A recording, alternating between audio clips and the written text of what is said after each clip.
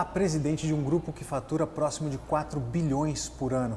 O TJ Entrevista tem o compromisso de trazer para você o melhor de Alphaville e hoje nós vamos conhecer a história surpreendente de Eloy Dávila de Oliveira, presidente da Flytour. Eloy, obrigado por nos receber aqui na Flytour. Obrigado, Alexandre. E obrigado Eu que agradeço. Por dividir com a gente um pouco da história da sua vida. Legal. É muito surpreendente. Conta um pouco pra gente, por favor. Bom, eu sou o 14º filho de uma família de 15. Minha mãe morreu de parto. E eu, aos 3 anos de idade, eu fui dado para uma irmã que havia casado com 14 anos de idade.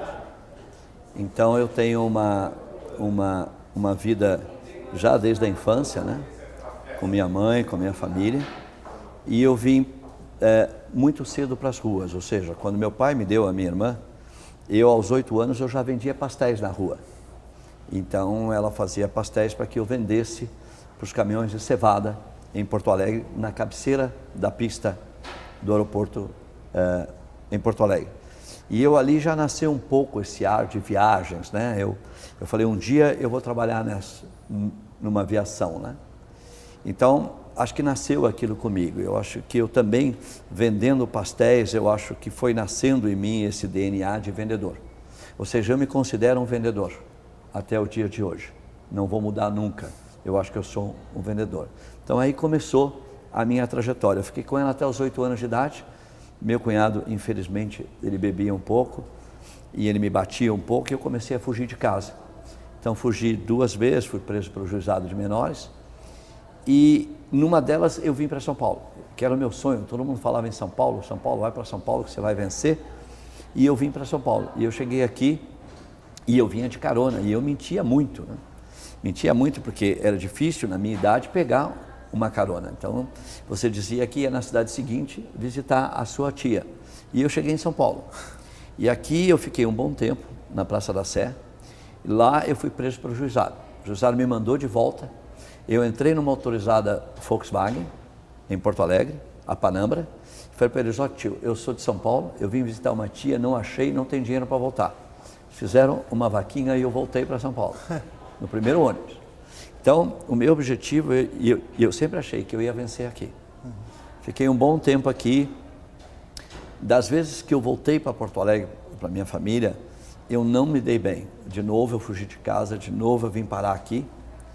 E fiquei aqui até os 12 anos e meio, com uma família adventista, que ele me pegou na Praça da Sé. Inclusive a neta dele trabalha aqui comigo hoje. Olha só. Eu gosto muito disso. As 2 pessoas que me ajudaram, que me pegaram na rua, os netos trabalham aqui comigo. Incrível. Hoje na empresa. Então, é muito importante isso. E aí eu fiquei na casa dele por um bom tempo, ele já era um homem aposentado, militar, ele, da aeronáutica.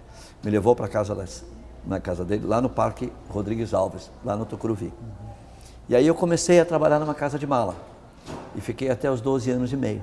A partir daí você já saiu das ruas? Já, né? Quando eu estava com a família, eu já tinha saído da rua. Como foi essa experiência? Eu fiquei nas ruas dos 8 anos e meio aos 9 anos e meio. E aí eu fui para a casa dessa família que me ajudou muito. Antes eu também morei aqui na casa de uma outra família, no Ipiranga e no centro da cidade. Uma família já que eu conhecia do Sul, que conhecia a minha mãe. Então, foi muito bom para mim. Hoje a neta dela também trabalha aqui comigo. E a ideia é que, como foi para sair da rua, né? Eu acho que, na medida que ele chegou em mim, eu estava sentado num ponto de ônibus na Praça da Sé, ele perguntou o que eu estava fazendo. Eu falei para ele que eu estava meio perdido, que eu tinha fugido de casa e que eu não queria voltar para casa. Então ele me levou para a casa dele, já tinha netos e netas, então isso foi muito importante para mim. E lá eu lavei louça, areei panela, guardei, limpei a casa, foi ótimo para mim, eu acho que foi uma experiência muito boa. Mas aos 12 anos me deu 5 minutos, porque naquela época você podia tirar sua carteira de trabalho e trabalhar na rua. Então eu vim trabalhar sem carteira ainda, numa casa de mala aqui na estação rodoviária, ali na Luz. E trabalhei ali até meus 12 anos e meio, quando eu conheci um gaúcho e um catarinense, falou, vamos embora para o Rio, vamos embora para o Rio, vamos embora para o Rio. Ah, não teve dúvida, eu queria arrumar meus documentos e aos 12 anos e meio eu fui para o Rio de Janeiro. Então uma história assim, de que eu dependia muito das pessoas que me ajudassem. A chegar aqui, eu vendi pastéis, lá em Porto Alegre. Eu vendi porta-vasos em casa, em Porto Alegre.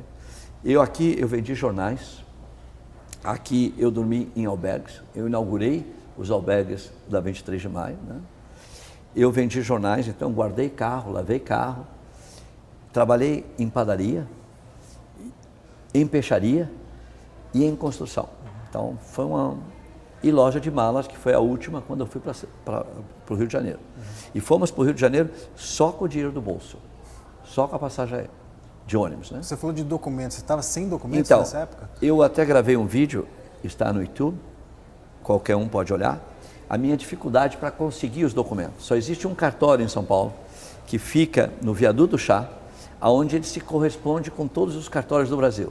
Esperei quase 3 meses a minha documentação, fiquei bem desesperado. Pensei até em me matar nesse momento. Falei, eu não vou ter a chance de ir para o Rio de Janeiro, eu não vou ter a chance de ser ninguém. E você sabe, quando você não tem família, quando você não tem irmãos aqui, quando você não tem ninguém aqui, você fica muito desesperado. E o Brasil, eu diria que o estado de São Paulo é assim, né? É um receptivo, é uma migração só, né? Eu diria que o Brasil é assim, quase que nós não temos brasileiros, né? Eu brinco que eu sou um pouco índio, um pouco espanhol e um pouco português, né? Mas porque quase nós não temos brasileiros. Então, foi uma dificuldade muito grande que eu tive na vida. Eu acho que eu venci essa etapa. Fui para o Rio de Janeiro, então, de ônibus. Chegando lá, infelizmente, nós fomos os 3 para uma pousada e eu fui para a praia e eu nunca tinha visto praia. E eu peguei uma boa de uma queimadura. Fiquei queimado, quase 14 dias no hospital. Nossa. Depois eu voltei, a gente fugiu pelo telhado dessa pousada, não tinha dinheiro para pagar. Aí comecei minha vida, lavando o carro e guardando o carro em frente ao Copacabana Palace. E aí consegui meu emprego depois de 6 meses na Stella Barros Turismo como office boy.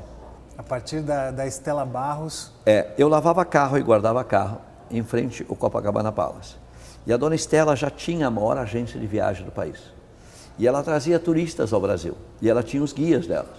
E eu guardava os carros deles. Enquanto eles largavam os turistas para fazer check-in, eu guardava os carros deles ali. Você morava onde nessa época? Na rua.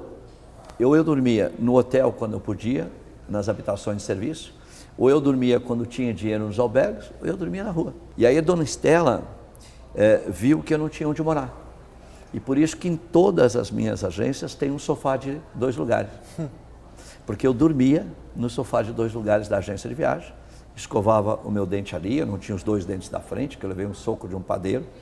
Então a dona Stella deixou eu dormir ali, eu fazia o café dela, de manhã, o café que ela gostava, escovava meus dentes até que ela me conseguiu, na Universidade Católica do Rio de Janeiro, como cobaia, arrumar meus dentes.